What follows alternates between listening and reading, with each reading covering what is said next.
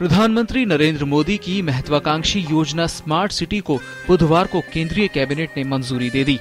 योजना का मकसद शहरों को रहने के अधिक योग्य बनाना और आर्थिक वृद्धि को प्रोत्साहन देना है। इस योजना के तहत देश में 100 स्मार्ट सिटी प्रोजेक्ट को मंजूरी दी गई है। इसके अलावा नए शहरी नवीकरण मिशन को भी हरी झंडी दे दी गई। इन परियोजनाओं पर कुल 1 लाख करोड़ रुपए का खर्च आएगा। स्मार्ट सिटी योजना के 48,000 करोड़ रुपए को मंजूरी दी गई है।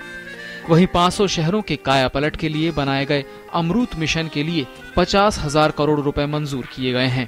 इस योजना को अटल योजना के नाम से शुरू किया गया है। स्मार्ट सिटी मिशन के तहत चुने जाने वाले शहरों को अगले 5 सालों तक हर साल 100 करोड़ रुपए दिए जाएंगे। इन शहरों का चयन शहर चुनौती प्रतिस्पर्धा के आधार पर किया जाएगा। इस प्रतिस्पर्धा में इस बात का आकलन किया जाएगा कि इन उम्मीदवारी करने वाले शहर मिशन के उद्देश्यों को पूरा करने के योग्य हैं भी या नहीं। इसके लिए हर राज्य अपनी ओर से शहरों के नाम भेजेगा, जिनमें से अंतिम 100 शहरों को चुना जाएगा। मिशन का मकसद ऐसे 100 शहरों का निर्माण करना है जिन्हें आधुनिक सुविधाओं से लैस किया जाएगा। स्मार्ट सिटी से मतलब है जहां एक और परंपरागत पुराने शहरों को सुविधाओं से लैस करना है, वहीं इन शहरों के पास स्मार्ट सिटी नाम से उपनगर विकसित किए जाएंगे। इनमें पेयजल, विद्युत, कचरा प्रबंधन, सीवरेज, साइबर कनेक्शन, सड़क, रेलवे, एयरपोर्ट से कनेक्टिविटी, भवन निर्माण और आपदा प्रबंधन की सुविधाएं आधुनिक रूप से विकसित की जाएंगी। शिक्षा, स्वास्थ्य, मनोरंजन, गरीब और संपन्न वर्ग का भी विशेष ध्यान रखा जाएगा। दोनों मिशन एक दूसरे से जुड़े हुए हैं।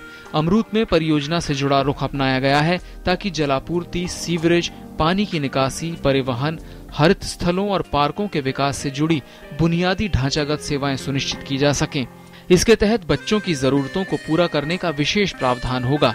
इस मिशन के तहत ई गवर्नेंस, धनराशि के हस्तांतरण और शहरी स्थानीय निकायों के कामकाज, प्रोफेशनल नगरपालिका कैडर, शहरी स्थानीय निकायों की साख रेटिंग जैसे शहरी सुधारों को बढ़ावा देने से जोड़ा जाएगा। योजना में उन शहरों को शामिल किया जाएगा जिनकी आबादी 1 लाख या उससे ज्यादा है। 10 लाख तक की आबादी वाले शहरों और कस्बों के लिए जो केंद्रीय सहायता दी जाएगी वह परियोजना लागत का 50% तक होगी। वहीं 10 लाख से ज्यादा आबादी वाले शहरों और कस्बों के लिए परियोजना लागत के 1/3 के बराबर केंद्रीय सहायता दी जाएगी। केंद्रीय सहायता को 20-40-40 के अनुपात में 3 किस्तों में जारी किया जाएगा, जो राज्यों की वार्षिक कार्य योजनाओं में उल्लेखित लक्ष्यों की प्राप्ति पर आधारित होंगी। इन दोनों योजनाओं का मकसद देश में लगातार बढ़ रहे शहरीकरण और उससे जुड़ी चुनौतियों का सामना इस लिहाज से करना है जिससे शहरीकरण का फायदा हर तबके के लोगों को मिले और गरीबों को रोजगार के साधन मुहैया हो सकें। आने वाले सालों में ये प्रयास बदलते भारत को न सिर्फ एक नई तस्वीर बल्कि एक नई दिशा भी देंगे। News night desk, DD news.